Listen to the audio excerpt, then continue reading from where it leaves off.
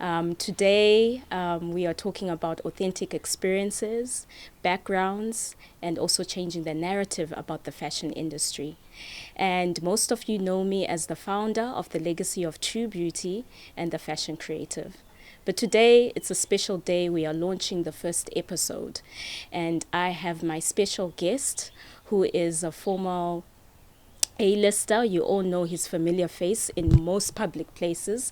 His work is everywhere, and he's a fashion and beauty anchor, the former judge of Rose Silk SABC1, and also one of the world's greatest makeup artists, Ntato Mashishi.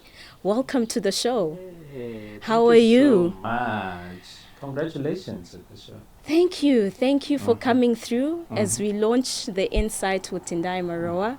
And today we want to tap into who Ntato Mashishi is and about the fashion industry. But before we tap into fashion industry today of our AMA creatives, Yes. I want us to talk about you as Ntato Mashishi. Yes. You were born in Soweto and raised in Alexander. And you decided to pursue performing arts at Yes. school. Yes. And you then told yourself, you know what, yes, I love performing, but my passion is more into beauty. And when you told your dad, you were very stubborn about it. Take us through that journey before you had your breakthrough with Yizo Yizo show. Well, like any other kid that was brought up in the township, I mean, I come from a disadvantaged background. I come from a disadvantaged community, but it was a beautiful community of Alexander. You know, like that's why I said I like to specify it on my biography and say I was born in Soweto at Baragwanath. You know. And then I grew up in Alex. Why I grew up in Alex? Because mom is from Alex, you know, and dad got married. And then we settled in Alex. But I like to say I'm from Alex because that's when I started knowing things and whatever. When I opened my eyes, Alex was like my home, you know. And of course, my town was Sentin, not which it was weird, you know, like because Santin, you know, Santin, it's like I mean Alexander and Santin is like a backyard and stuff, you know, and people think that sometimes you're being arrogant about it. I mean, I remember first time when they took me to Johannesburg, deep down Johannesburg, I had a culture shock, you know, because I was used to Santin at a tender age, you know. But anyway, coming to this thing of saying, how did I reveal to my father that this is the road that I want to do with what I do right now as a makeup artist? I think I come from a family where everybody, we know we've got these experiences. You can be white, you can be Chinese, you can be black. I don't like to stereotype it and say from black families that, you know, our parents, they want us to go through that, you know, like to that journey of being something huge, like a doctor, a nurse, a policeman, and wara wara. They thought at that time that it's the career, you know, to go with. Yes, my dad wanted me to do that, and then I went to school, and then I did my degree in human resources. And then after finishing my degree in human resources, I gave her the degree and said, it's your degree that you want. This is not me. I'm following my heart right now. And then I went and I did the makeup course, you know, which took me like a year, a diploma. And for me, that's where everything started. But yes, of course, when I was still young, there was still that the performing arts, you know, like art schools and whatever. So it was just me finishing it off, you know, and saying, now I'm clear and I know what I want to do with my life. Sure. So human resources degree, eh? But EHR. So you can actually change and diversify and say, you know what, I'm done with the creative. I'm going to get into the HR department. I'm not sure, but I think I'll die an artist. You know, I'm not sure, to be honest. But in saying that, it still helps me because of the businessman that I am. Because remember, I'm not just only a makeup artist. I am the businessman. I'm the business behind the makeup artist. So that's why sometimes when people, they talk to me in these boardrooms and whatever, they get stunned. Why am I talking their language? But that's where my degree plays, you know. And unless someone pokes it, I'm not going to tell anyone. I just keep quiet, struck my deal, get out of there, you know, and they'll ask themselves questions. But sometimes people, they do ask and say, why do you talk our language? And why are you so good at this language in the bedroom? It's because of that degree. And you know what, Ntato, just getting into that, in that breakthrough, when you now went into hizo, now sesiqala nge-industry oqalayo, when now you have told your mom and saying, you know what, I'm done now, I'm following my passion. What were the greatest challenges that molded you to become Ntato Mashishi today, that you still resonate with it? I think the challenges, as I said, I come from a disadvantaged background, and disadvantaged background would be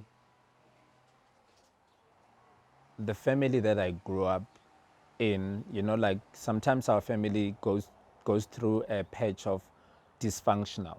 You know, every family goes through those challenges. Well, yes, I came from, it was a happy home, young, we were playing, we had everything and whatever. And we sort of like slowly but surely, you know, because of life, you know, we lost some of the things, you know, like even close to almost the things that we have, the cars, thanks God we never lost the home, you know, the cars, the frills, you know, like we sort of like lost that, the money, the whatever. So now life sort of like changed at your face. You saw you grew up being this child. There's an auntie that cleans in the house. There's a driver that takes you to school with the car, and dad is working a good job. Mom is a stay-in a woman, and then mom is like a businesswoman, you know, like selling, you know, like beer and stuff and whatever. And then those things sort of like are fading away in your face. And then those, for me, I sort of like saw those things in that. Those were the reason that made me want to work hard, because I saw us losing everything in our faces, you know. And then for me, I think it wasn't bad for me. Yes, it was bad when I was a child, because you're used to this beautiful life. And then now everything just went, you know, like it's slowly fading away.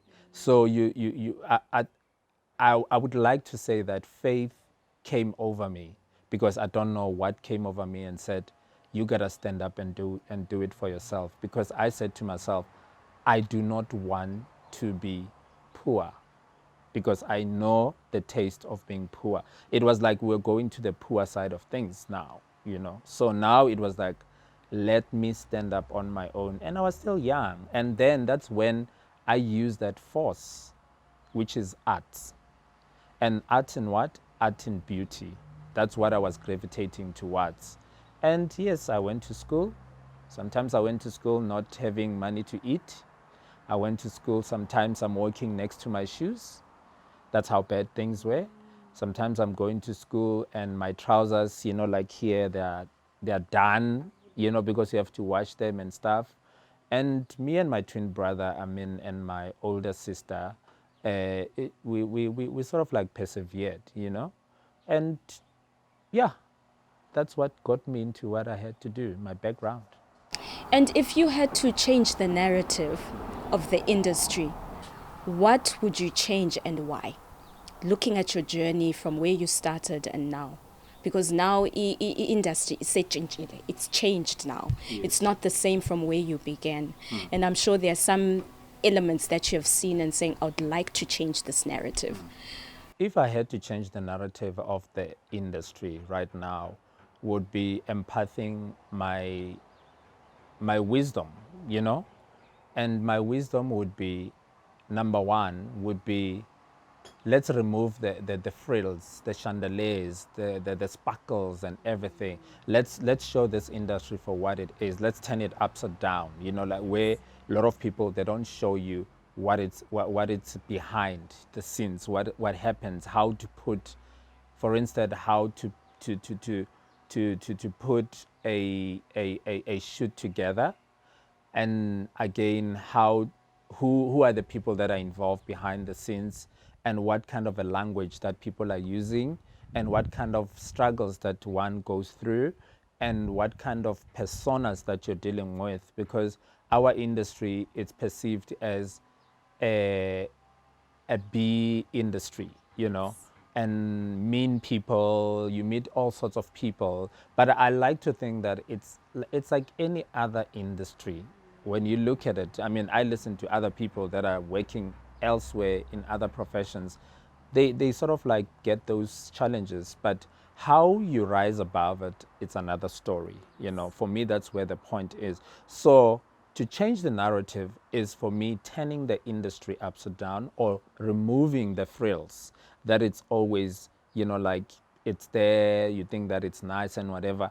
And you know why? If we change that narrative, it's going to avoid things like people getting into drugs to cope, people having mental illnesses like depression, bipolar, whole lot of things. So for me, I think that would help, even though maybe it might not help speedily, because the more we can talk about the industry, the better. Especially the ones that we've been there, we've seen things, we've traveled this journey. Things have happened in our faces, you know, but it's how you apply those things. And I like the fact that you are bringing real issues in terms of mental illness, depression. I think that as creators, we need to take care of our emotions and mental stability. It's so important because all our work comes from within. And we take it for granted. And then now when we're stressed or when it's catching up, we're looking for substance to numb the pain. And I think that's where the gap, where people need to now treat themselves better, take care of themselves healthy, to be able to become that product, that vessel that they need to be in their work, you know? I mean, even alcohol abuse, it's something that comes into the place, because you start attending these functions, or you are on sets and there's champagnes that are popping all over, and you're thinking that you're having like your casual drink and whatever. But at the end of the day, you end up, because of the challenges that comes into it. The challenges might be the money aspect of it, or the coping with with the work, maybe you're not even understanding what you put yourself into, or you're not even understanding a simple thing like a brief, you know.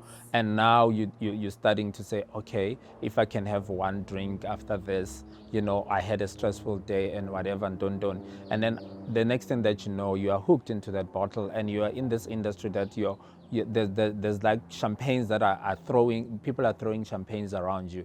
There's drugs, there's nicotines, there's a whole lot of things, you know. There's bad language as well, so that can overwhelm you, that can underwhelm you at the same time. And sometimes we cope differently, so you never know which one are you going to run into. I mean, with me, my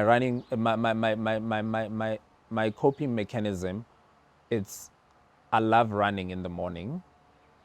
That's where I connect with myself. That's where I distract those triggers. And then I love taking my long walks. And thanks God that I live in a place where I'm close by the nature reserve. So it's beautiful, it's serene. I listen to my music and there's no one. And I leave my phone at home. I don't want to talk to anyone at that time. It's me and my higher power connecting at that time, and trying to align myself with the world and say, what is it that I want? And that's where my spirit, my creative juices as well, they come as well. And that's a beautiful thing that I do. Or sometimes I would cook at home, or sometimes I would listen to music. I would look at the DVDs, the old DVDs. You know, I would find something to do. I would read. I would look at, you know, like a big, you know, like how can I put it? Like, I wouldn't say icons, but I want to say like big brands, you know, like that inspires me. Whether it's an individual brand, or whether it's a big company, Like I would look at, when I say a bigger brand, I would look at brands like your Estee Lauder. How do they make it? How do they survive? Where did they start? What is their genetic? What is their aesthetic? And where are they going? What are they looking for? How are they adapting with the new technology as well? How are they adapting with the new world as well right now? So those are the things that when I feel like I'm down, I put myself into that, and those are the things that are bringing they're sort of like watering my creative juices, you know. And whether maybe it's an individual, like right now I'm doing a research. I've been doing that for the last 5 years. There's so much that you can read about these people, but I've been on it. I'm doing a research about Miriam Makeba. I'm doing a research about Whitney Houston.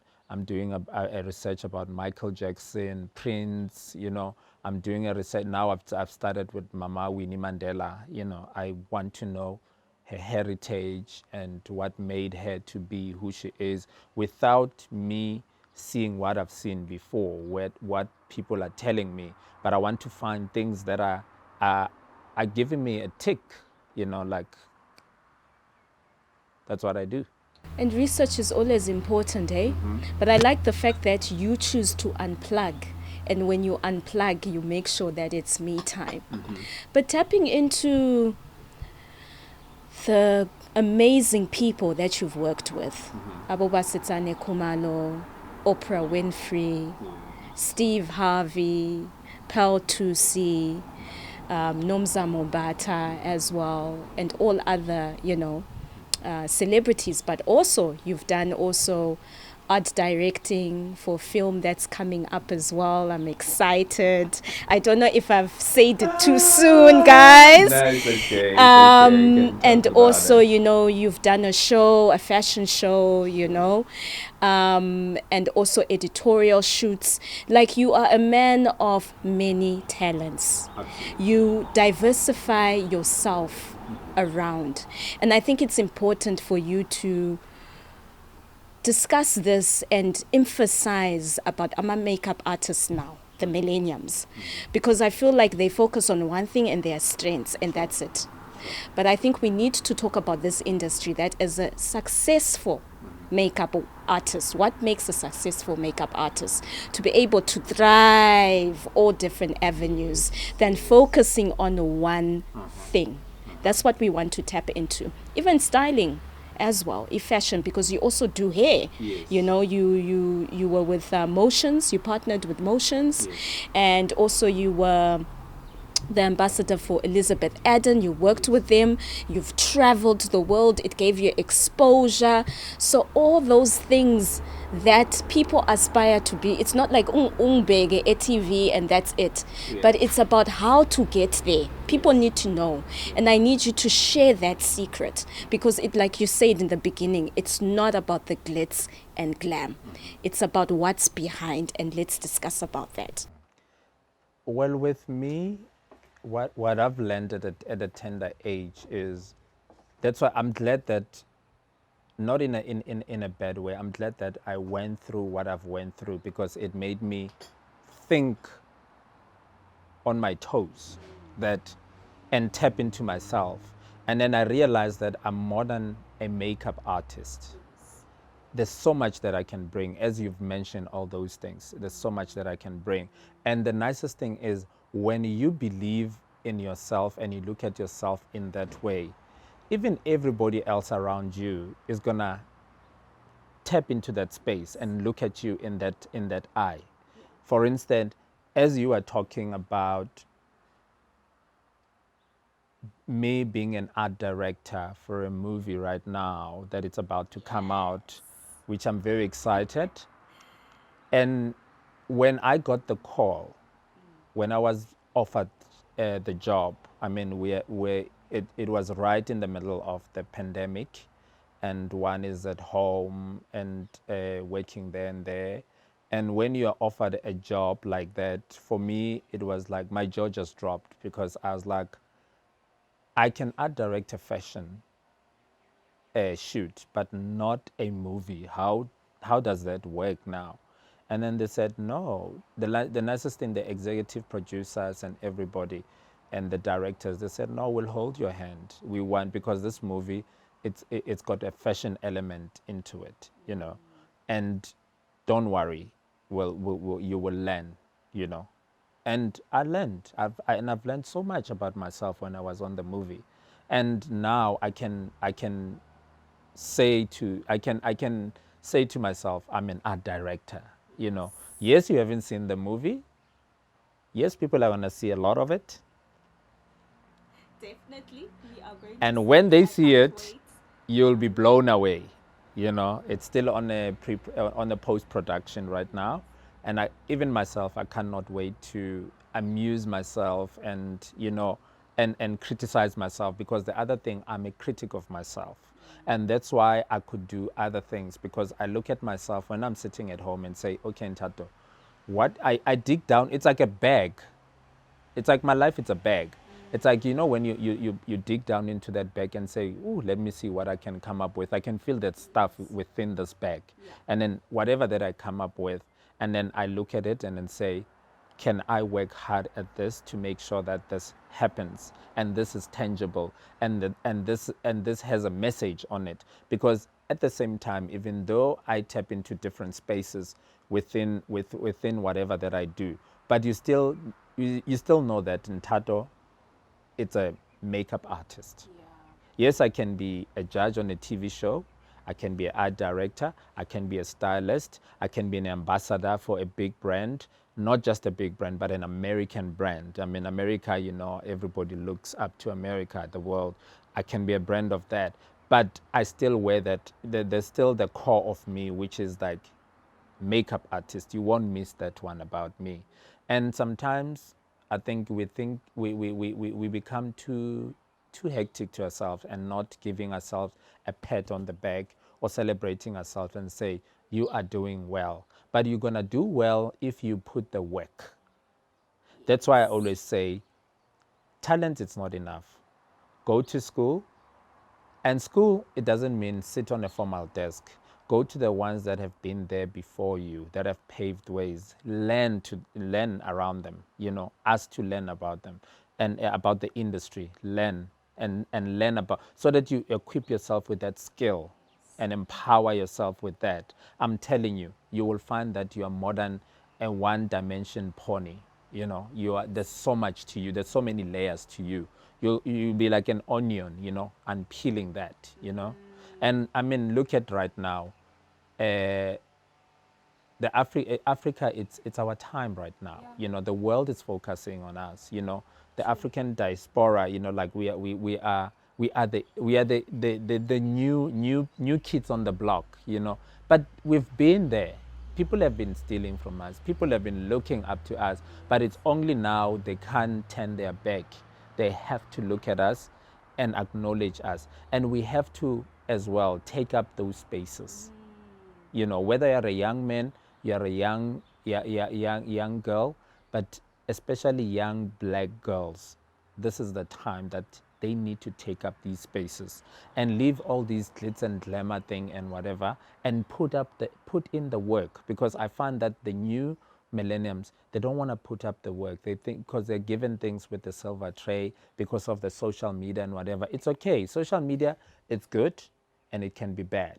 So you need to be very careful when you're on social media. Ask yourself, why are you on social media, and what do you want out of social media? Mm-hmm. I think it's also because it's that stereotype of wanting to be an influencer, a YouTube, Instagram, as you are against Instagram makeup. And then also we then come into job shadowing experiences they don't want. Yes. It's like, what am I benefiting from it? But they need to understand, the more you get these experiences, job shadowing, internship, it's easier, because you then rediscover yourself. Yes. Like what you were saying. And I wanted to also tap into the importance of collaboration, because lockdown locked us down, like really down, Literally. It hasn't been easy for us, the creatives. I'm also talking from my experience as well. And even entering into the new year, it was a lockdown, Though it was level 3, but in level 3, was not so quite good, And now the industry is diversifying into a new norm that we're still trying to figure out how to get the normal stability, the income, etc. I want you to share your challenges, like experiences that you've come out that you would want to advise and give some encouragement to other creatives, because I feel like it's important. Well, Tendai, right now we can't dispute the fact that it's a completely new world that we're living in. You know, we slept last year and one day we woke up, it was a new world. And yes, some of us were in denial. We thought that, even now when I hear people when they say, we want to go back to normal and whatever, no, there's change. The COVID-19 has changed our lives forever. And sometimes let's not look at it in a bad way, especially those of us that are gonna live to tell the tale. Let it be literally like that. We have to live to tell the tale, because it's something that it's happening, that it's beyond us. And we need to, that's why I believe in being present in every moment. Even right now, I'm still getting, like an out of body experience, because I try to tap into the last 12 months that I was in that pandemic, like in that lockdown, in whatever, and how the world has changed. I'm still getting goosebumps. I'm getting overwhelmed, underwhelmed, and sometimes I black out, because it's a new world. We're trying to figure ourselves out. I can imagine that if they can take you to the moon, or they can take you to another galaxy planet or whatever, that's how you're gonna feel, because your new normal is gone. So now it's a new world that we're living in. So it's sort of like we're learning to walk again. We're learning to talk. We're learning to do things, and as learning to do the things, it's a chance that we have to starting to create. So build. That creation is building. As I was saying to you, it's like a bag. Our lives, it's a bag, and we need to tap into this bag and get the things that we're coming out with, and start putting, like it's like, the Legos of the kids' Legos. Where is it Legos? Hey, the toys. Yes, the one that you can build whatever that you have to build. So let's take it as that it's a bag of that as well, and build into that. And then the millenniums, what they have to know is life has changed, and it's up to you if you take it that it has changed for the worse or for the better. But yes, all of us, it has affected us very badly economically. Of course we know, because it has changed the standard of living. People are losing houses, people don't have jobs, people are losing cars, people are depressed, there's a whole lot of social issues and whatever. But as a fashion person as well, there's a advantage that we can take into the space. Like, for instance, if I have to recreate myself, as all of us, we are recreating, we need to make sure that as we are recreating, we're recreating for this world that we are living in, this new norm. You can't be holding on to what that world that it's gone. Yes, that world is gone, but learn from it, because it's got so much wisdom. But now it's a new start of things, and we need to get on with the flow and stop, like a thingy, telling ourselves lies and thinking that we're going to go back to that world. We can't. So we're starting with this, but learning from the past. That's why I said to you, I like to impart wisdom to the up and coming people, whether you are in fashion space, whether you are in makeup space, or whether you're in showbiz. If people are reaching out to me, that's what I want to impart with. And the other thing that I would love to do is, I would love to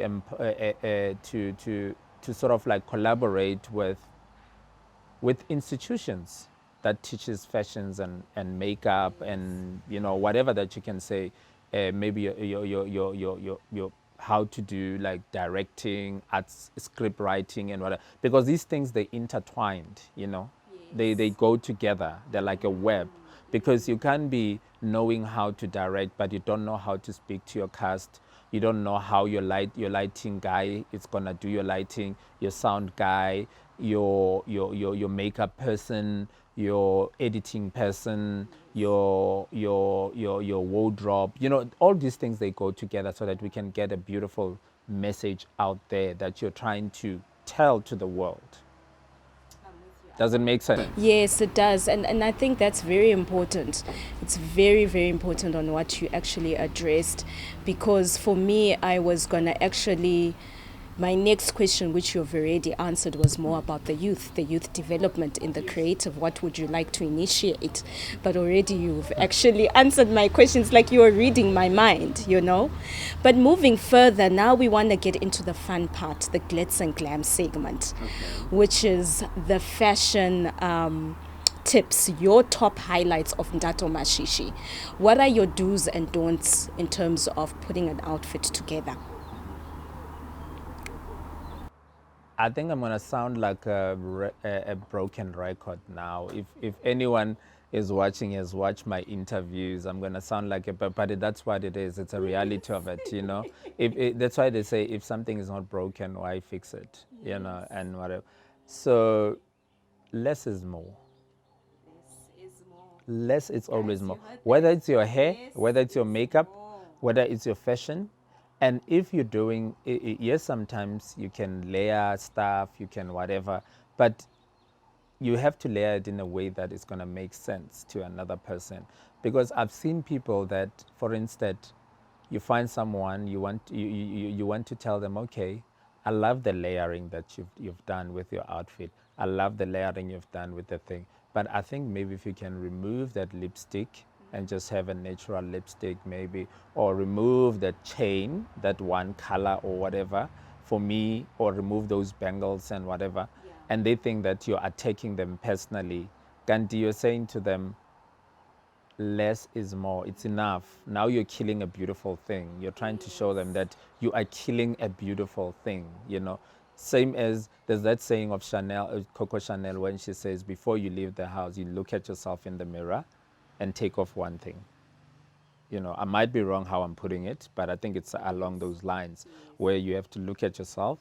Maybe there's something that you think, I'm too much, and I'm that kind of a person. Simplify your look. Yeah, yes, simplified, but with a lot of statement. Like my looks, even with my makeup, my hair, my clothing, it's simplicity with a lot of punch, with a lot of statement. That's what I describe my look all the time. If someone says, Tato, what's your look? My look is simplicity, but with a lot of statement. That's what I love. And that you won't lose your audience. And like, look at you today. Really simplified, but ufake statement. Like, you know what? Yes. I'm simple from the inside, but things like, we statement, yummy, you must know I've arrived, you know? Yes. And what are the do's and don'ts when it comes to makeup and hair? Because you love hair. Yes. The importance of taking care of your hair. I think African hair, Tina, hairline, and you know how the natural hair, how you take care of it, it's so delicate. I think you need to also emphasize on those, because a lot of people, they don't know where to go, how to go. They just go to the hairstylist and say, please do this hairstyle for me. But ispondo sometimes iyabonekala, like me, ngile pondo. And when I do certain hairstyles, like, whoo, see, calm down, you know. You know? Like Rihanna's got like a forehead. Yeah, exactly. And then now I had to learn, you know, Uguti, no, you can't just do everything. You know, absolutely. You can't be a person that follows every fashion trend, and that's the mistake. We see it on someone and we think it suits us. Sure. But you need to know what suits you and what works for you. So I would like you to take that department. Yeah. You know, when it comes with your hair, even with makeup, even with your body as well, what you're going to dress up in, you need to take care of that canvas, which is your body. You know, with your hair, you need to take care of your scalp. You need to take care of what is underneath. Because when you're going to put something on top, and then that something is going to look good if you've taken care of that. Put everything that you can do that it's good or of a good use, which is, I like to say to people, nourishment. Nourishment is very good for you. Nourish your hair, nourish your scalp, because these nowadays we wear weaves, we wear whatever, we wear hair extensions and whatever. So if your foundation is stable and it's nourished, nothing can break that. And sometimes that adds to your beauty most of the time. That can make or break your look. So make sure that you nourish that scalp. Make sure that you take care of that hair. And these nowadays, it's nice. We're spoiled for choice. There's a lot of products that you can buy and do it at home in your own comfortable space. You don't have to go to an expensive salon. Like right now, I used to cut my hair. My barber I used to pay like a lot of money. But now I go to a barber where I pay less, but he's doing the good job. You know, and sometimes I tell him, you know, but I tell him in a very nice way and say, because remember, as a stylist, sometimes you people, when they see you, they sort of like get scared of you. Oh, I'm not sure if I'm gonna do the right thing. I'm doing tattoos, Mashishi, whatever. But I calm you down and say, do your thing. And if I see that it's something that I can correct you, I correct you in a good language and I show you. But for me, you see, again, that it's part of empowerment as well in so many ways, because I am pathing my knowledge with someone in that for mahala, just like that, you know. I'm not saying to you, pay me, and I'm not being rude about it. But I'm being like, I see the potential in you. But if you do this and you do that, these are the dons that do. I tell you, I love my hair. This is how you cut my hair. This is the shape of my head, and this is what I love to use on my scalp. Please don't use this, use that. Please wash my hair with this, don't wash it with that. And if you get clients like that, this is how you're gonna do it. You get what I'm saying? So it's nice that, yes, you get some people that would want to learn from you, but you get some people who are very defensive about it. You know, it's life. You know, people are gonna be like that. But unfortunately, if you're gonna be defensive, that's your prerogative. Mina, as long I've set my path, and as long I did it in a good faith and in a good attitude, because your attitude says a lot. You know, I mean, I'm a firm believer of that we are spiritual beings, and I can feel if someone is being nasty or is playing games that are not nice with other people. You know, I can feel your energy. You know, that's why I'm saying I'm an energy person. I'm a spiritual person. We are spiritual beings. We are connected, all of us. We are connected, all of us. So we can tell, even now, if you're doing this interview and you're not here, I can tell that, okay, she's not. I've been to interviews where someone is interviewing me and I'm like, somebody was absent when they were interviewing me, you know. But because being the person that I am, having learned those kind of things, I become present. As I said to you before, every moment I try to be present in every moment. I try and listen to what the universe wants me to do. What are the lessons, you know? And I don't take things all the time and throw my choices and whatever. No, I listen. I become present in the moment, and that's another thing, that if humanity can be present in the moment, we wouldn't be having so many troubles sometimes. That's my take, you know. I could be wrong. Somebody could say, oh no, I'm present, but there's a lot of troubles. But listen, just listen to the moment. I'm telling you, you will find the answers. It's like listening to somebody right now. If you're listening to me, listening is a skill. You might find things that you've never even thought about me that you would know about me, even though you know me or you've heard about my interviews. But if you listen and be present, listen, be present.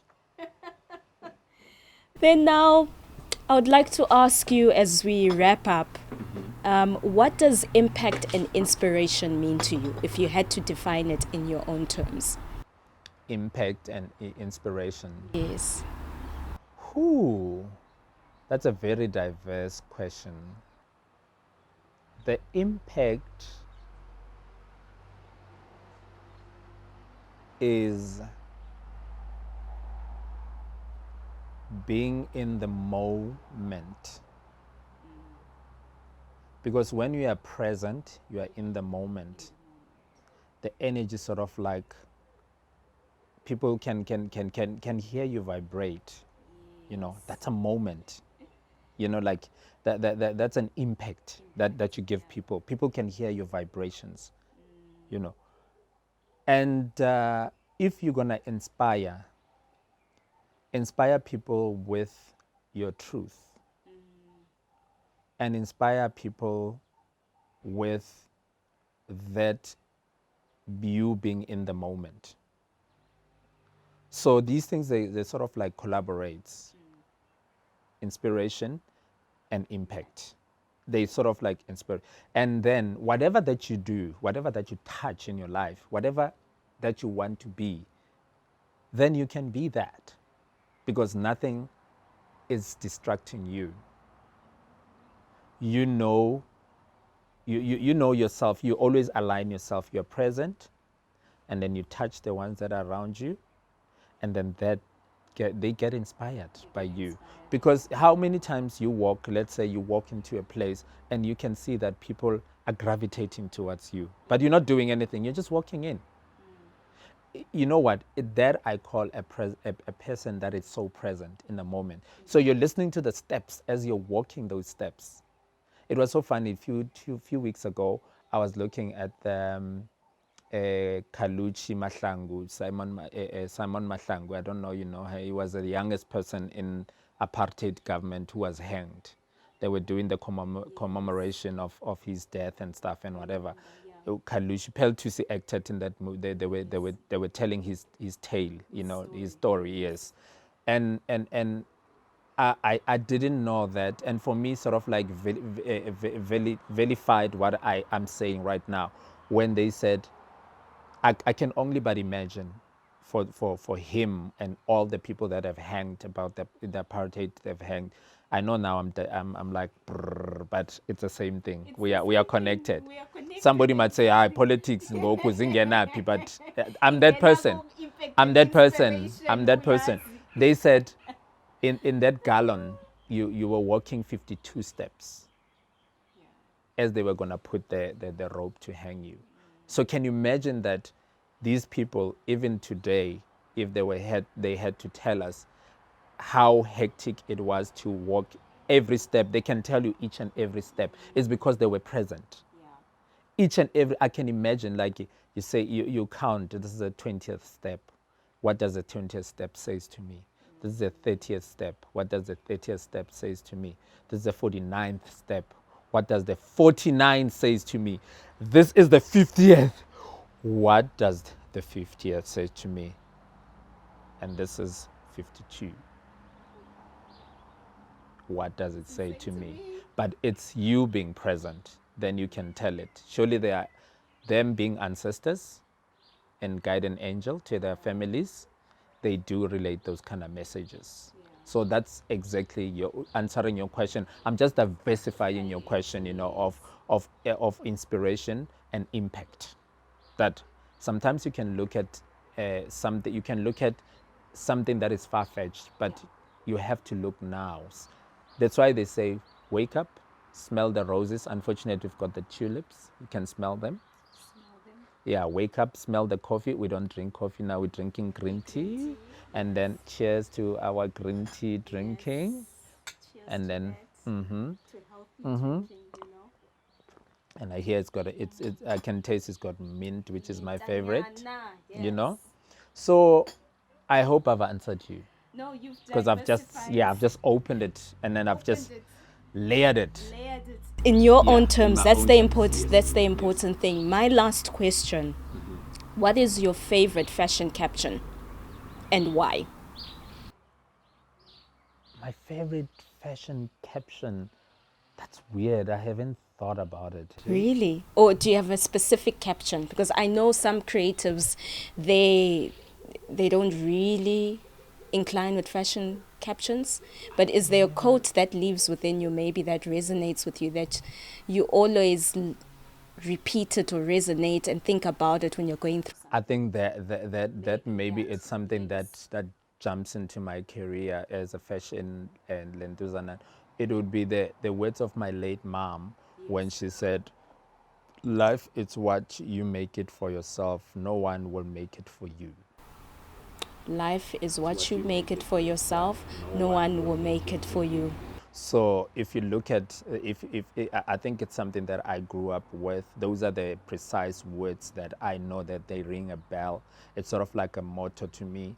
And even when I meet other people, I'm imparting my knowledge with other people, I always, like bring that phrase. I find myself bringing that phrase.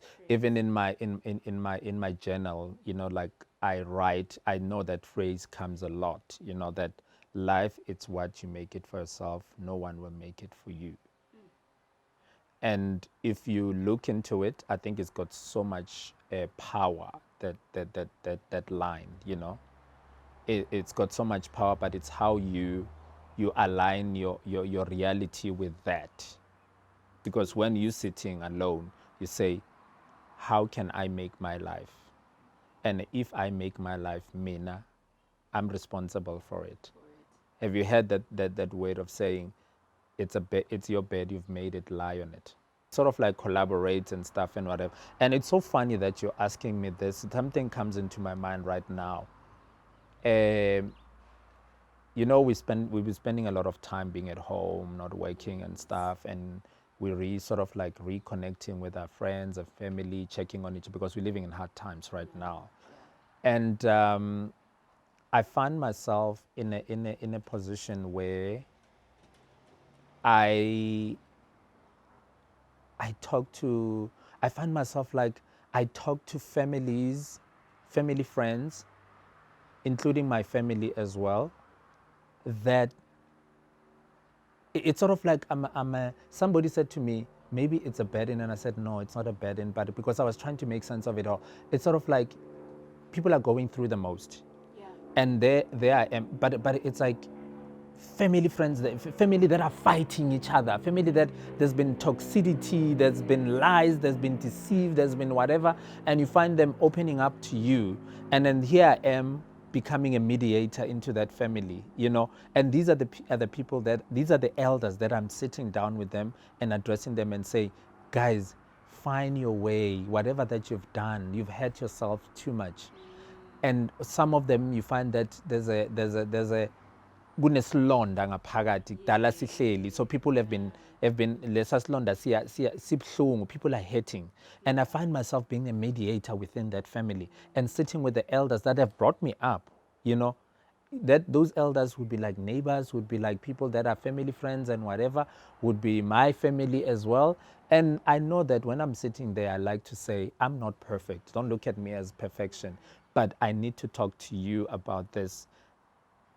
At the end of the day, I preach love, I preach truth, and I preach walking into your truth, And I think that sort of like, it says something again to me. As I'm sitting with myself, I think the universe is speaking to me, and I'm listening attentively, Yes, there's things that are coming, there's challenges that are coming and whatever, but it's so weird that in the last few weeks, that it's a situation that I've been finding myself into, and sort of like uniting these families, because you never know where life takes you. Yeah. Even with me, through my work, somebody can communicate from the higher source. Yes. That message through the higher source can communicate through him or them to me, Even me now, I know that the higher source is communicating through me. And that through me, it doesn't have to be my work only. It doesn't be me touching your work. And that's another narrative that another take of a narrative of my work, which is when I work, I don't know if you know this I think I did tell you this, that when I work, I have an out-of-body experience. It's like when I create the look and whatever, when I'm in the zone, it's sort of like I jump in and out of a space. I have an out-of-body experience. That why I have an out-of-body experience is because after I've done whatever, and then maybe I see the magazine comes out, a True Love cover comes out, or a Glamour magazine comes out, and I look at my work, I try to tap into wow, what was I thinking? What was going on in my mind? That's where I realized that I cannot even touch that moment most of the time. It's because that's when I realized that the higher power, it's working through me, and I am in that moment and I'm listening. And that is a beautiful thing. At first, it used to be scary, but now it's a beautiful thing that I take within myself and I take it to heart and say, wow, I can't believe that every time when I work, I have an out of body experience. I transcend. I get into a space and then I transcend back into that space. And how many people can tell you that? It's weird. Like you can't. It's not a lot of people that will tell you. It's like a musician when they stand on that podium and they're singing to people. You can tell that this person, it's not here. That person that I know is not here. Yeah, they are relating whatever message that they have to relay, and they're relating to the best of their ability, whatever that it has taken through their body. It's talking to us now. That's why we can listen to the lyrics. We can listen to what the message is about those songs. Yeah. I think it's spirituality, it's politics, it's fashion, it's life. So that's me. That's me. I've got so many layers. Yeah, That's so me. many layers. Yeah. And thank you once again for Yes. coming through and sharing your experiences. And that's what the show is about, Yes. people coming in and being authentic about their story.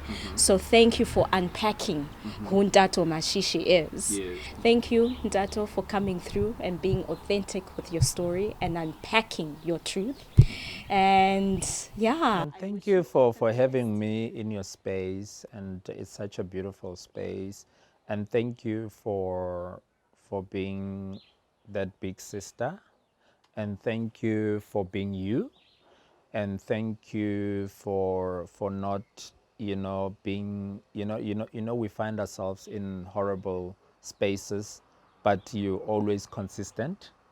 Thank you for being consistent, and thank you for being authentic, because sometimes I believe, not sometimes but all the time, I believe in the narrative of saying, give people the flowers to smell them whilst they still alive, because sometimes we don't do that. We give you when you're lying in your casket. Chances are, what if you can't smell those roses? So this is me. I feel like now I would be doing injustice if I'm not going to tell you what I feel that I want to tell you. For me, thank you for being you holistically. Oh, thank you, my friend. And I wish you the best, and I know that there's so much that is still going to come out of you, and I know that there's so much that we're still going to work on. I'm still going to knock on your door and stuff. So thank you for being that, and being that powerful black woman, being that voice as well. It's very important. We need that in our lives. So thank you for being that. Thank you. I And should anyway, be the one. again, thank you for my local designer who imprint for dressing Yes, me, we for have to doing the mention. jacket. Yes, definitely. I'm pro-African. Yeah, I you love support African local design, brands, yes. and young designers, like I love that. Yeah, and I mix it, with Yeah. international designers. But this for me was very appropriate, And you know what? I actually got a gift for you while we're still Oh, at it. no. Yes. I love We always love to give gifts for our guest Pela. I Wait. love my gift. Actually give it to you. Yeah. Oh, Shampopo. Thank you so much. Oh, thank you This is so to much. show appreciation. This is to say thank you for your time and thank you for being you. Thank you. You know. Thank you. And keep making a difference and opening spaces for the upcoming makeup artists. And I can't wait for the movie. I can't wait for the launch. It's in May. It's like right the I'm gonna corner open this bottle after the viewing of after movie. the viewing. Yeah. Hey, so guys, thank you so much for joining us today in the launch episode 1 with Ntato Mashishi. I'll be back again on Thursday on Y Express News. Thank you.